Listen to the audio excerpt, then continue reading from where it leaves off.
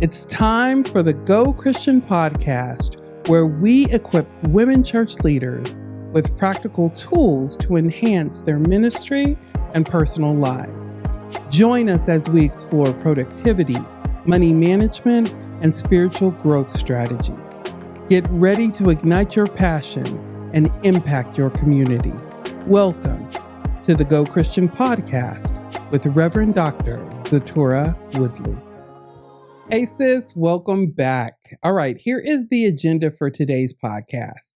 So first, I'll let you know about our question of the week. I have a question for you that I want you to consider as we go through this podcast.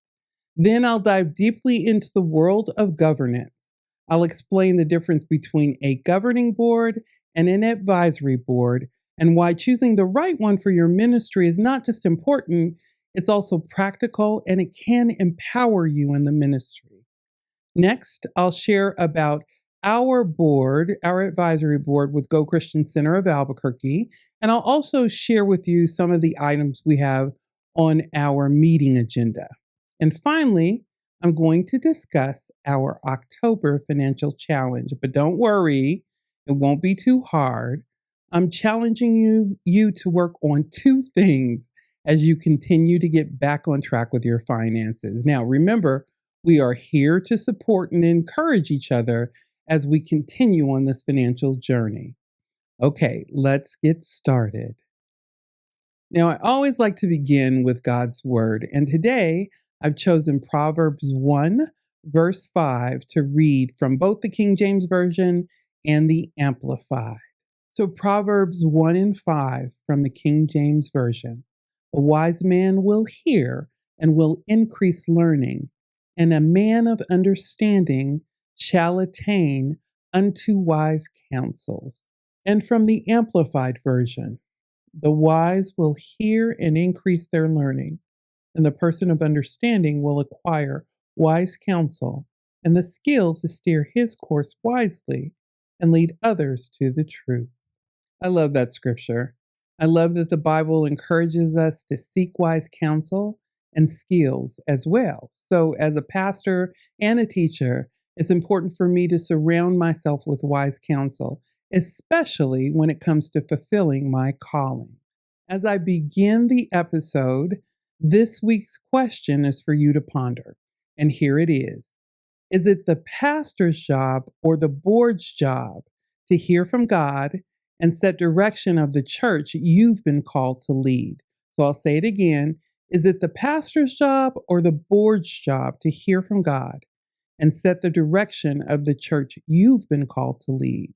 Now, answer that for yourself right now, and then let's see if your answer changes after today's podcast. Let me begin with some definitions and examples for you. So, in the world of organizational structure and ministry, governing and advisory boards, they play a critical role. But many people struggle with understanding the distinction between the two. These boards are essential to the success of any organization, but especially to those of us in ministry. So that's why it's important for you to choose which type of board will support your church or ministry. The process of choosing the right board involves considering a bunch of things like the size of your church, the needs of your church, the skills and expertise of potential board members, and even the level of authority and responsibility you want the board to have.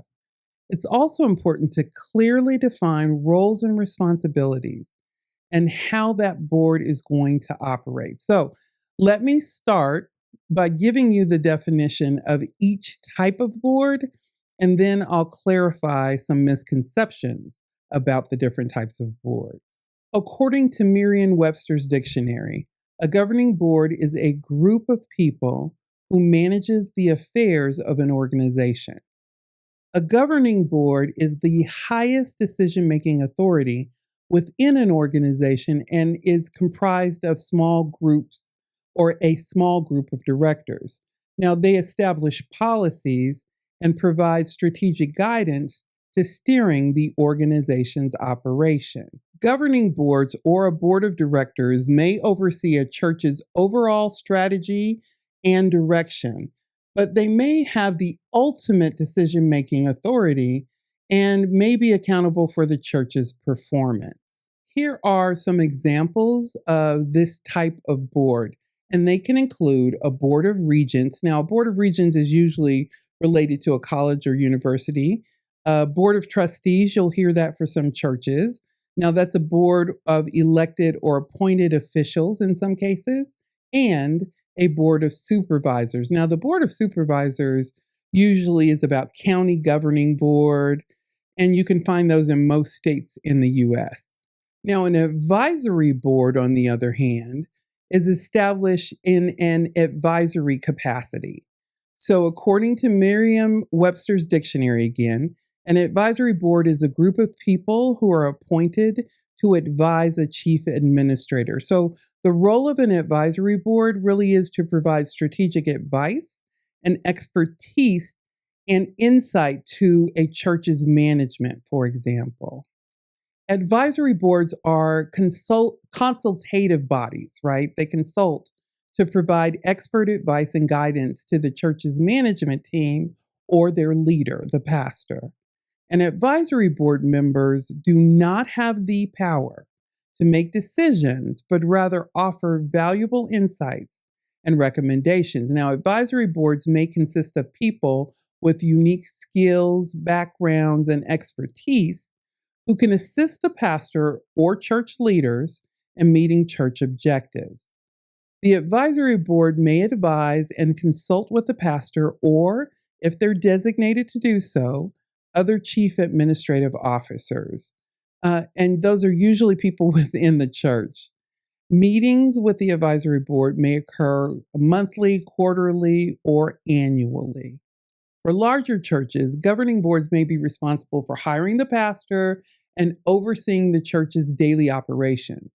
In small churches, they may choose to have an advisory board, and that board is chosen to serve as consultants, and the pastor serves as the decision-making authority for church operations. That's very different from a governing board.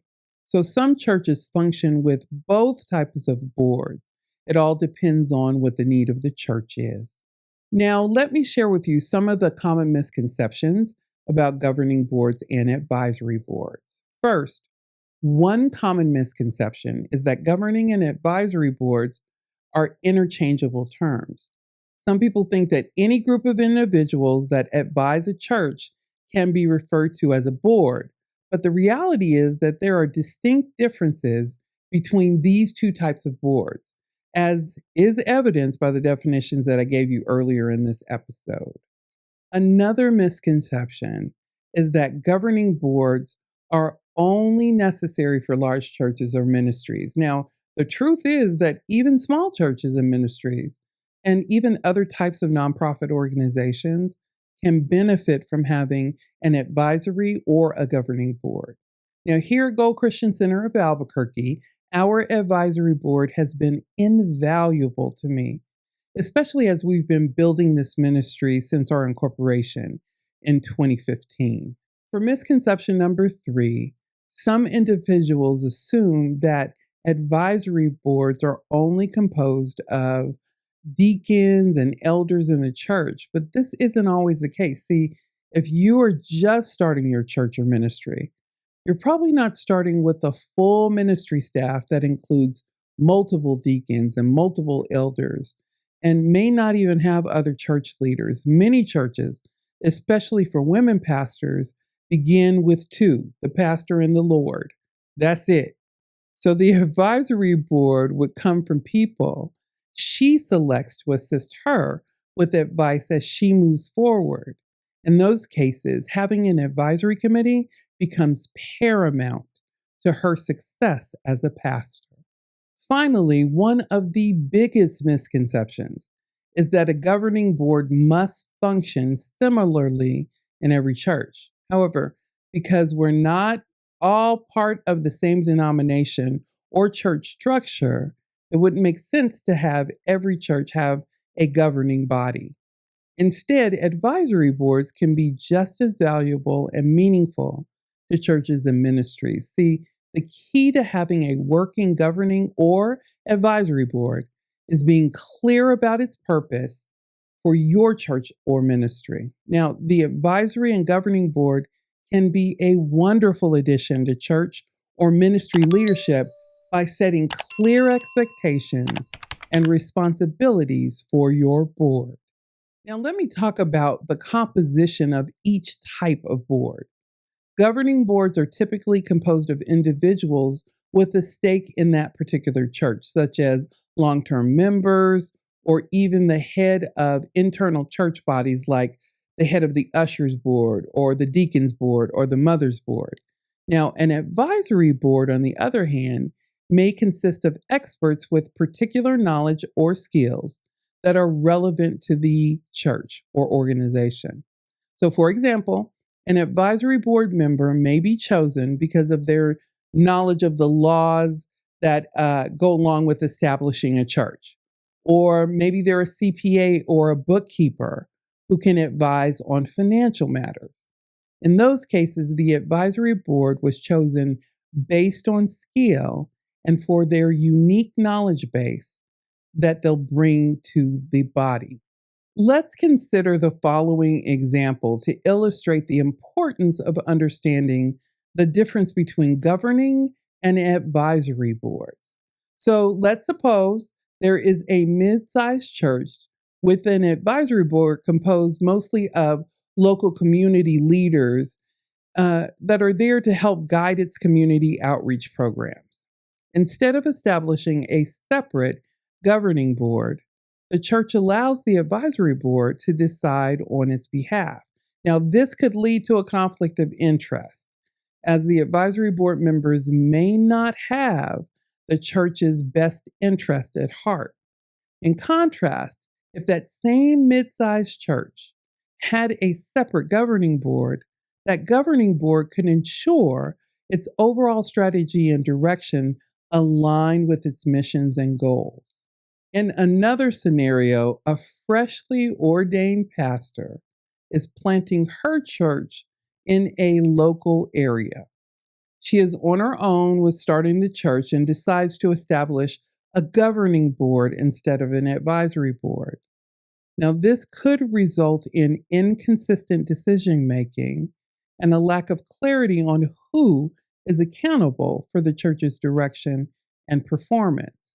Is it the pastor's responsibility or is it the governing board's responsibility? By confusing these roles, the startup church may struggle to achieve its objectives. In this case, an advisory board may have been the better way to go. As I sum up today's teaching, I'll say this. Understanding the difference between governing and advisory boards is crucial for effective governance of your church or ministry. Now, recognizing their distinct roles and responsibilities can ensure you choose the right structure to achieve your church's objectives. Choosing the right board can make a difference in your ministry. Now that I'm done defining governing and advisory boards, let me ask the question of the week one more time. Is it the pastor's job or the board's job to hear from God and set the direction of the church you've been called to lead? I'll ask one more time. Is it the pastor's job or the board's job to hear from God and set the direction of the church you've been called to lead? Now, remember, you are welcome to share your answer or even your experience with governing and advisory boards in the comments below if you're connecting with this podcast on YouTube. All right, let me take a few minutes here and share a bit about our advisory board here at Go Christian Center of Albuquerque. The Go Christian Board serves in an advisory capacity. Because we're a small ministry, it's comprised of 3 members for now. They advise me, the pastor, about many areas of the ministry, including our startup, when we were filling out our 501c3 status, and even events we had planned. Now, as I need input, I'll meet with them about key purchases for the ministry and even changes on our bylaws. So our board meetings have standing agenda items. I'm going to go ahead and read those off to those of you that are online so you can hear it. Those of you on YouTube can see the list there. We have a call to order. We have opening prayer, a roll call, a pastor's report, financial report, old business, new business. We confirm our next meeting and we have a closing prayer. Now, we meet quarterly, but I will cancel a meeting if it's not necessary for the quarter. We also have an annual retreat for the board where I share annual goals and objectives so I can get a chance to get feedback and hear from them about the annual goals and objectives. However, every board meeting gives them a chance to give me input and feedback as the pastor. I just love my board and all the support that they've given me as the ministry's leader, for all these years. They truly have been a blessing to me. So for those of you board members that happen to be listening today, thank you so much for your service and thank you for the difference you've made in the ministry. I really do appreciate you. I appreciate you. All right, let's talk about the October challenge. Now, for those of you who are hearing this podcast for the first time, we're doing a financial challenge in October. This is a small challenge to help us get back on track with our financial and debt-free goals. Now, I began discussing it in episode 5 of this podcast. So if you haven't listened to that one, please, I encourage you to go back and do so. It's called Debt-Free Journey, Managing Faith and Finances. You can find it on our YouTube channel or on our podcast list. Now, here is the financial challenge for October. All right, number 1, I want you to start using a spending plan or a budget. Whatever you call it, I want you to please start using one. I call mine a spending plan. But you can use a spending plan or a budget, whatever one, get started. And then number 2, I want you to balance your financial accounts. Now, I used to say your checkbook, but that started showing my age because everybody doesn't have a checkbook anymore. So I'm shifting my language and I'm calling it financial accounts. Now, here's what I'm talking about. I'm talking about any kind of checking accounts, savings accounts, spending or sinking funds, etc. So the goal is to have you balance your spending accounts by the end of the month. And that's it. You only have those 2 areas to complete by the end of October. Now, if you can get more done, you go, sis. Good for you. But the goal really is to take the next 31 days to get it done because we have 31 days in October. You can do this. Now, if you like, you can feel free to email me or write a comment below letting me know you plan to do the challenge. That way, I'll add you to our prayer list to help you meet your goals. You can do this, and we're going to do this together. All right? And that is it for today's podcast. Now, if you have any questions about anything I've talked about in today's podcast, please send them to info@gochristiancenter.org or via our web form on the Go Christian website located at gochristiancenter.org.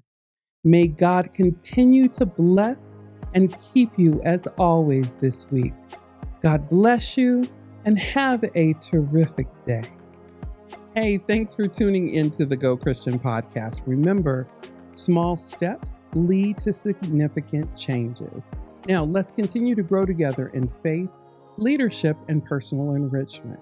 If you haven't already done so, feel free to subscribe and click the like button. That will tell the algorithm to send this out to other church leaders who may benefit from this conversation. Until next time, keep going, sis. God bless you and have a terrific day.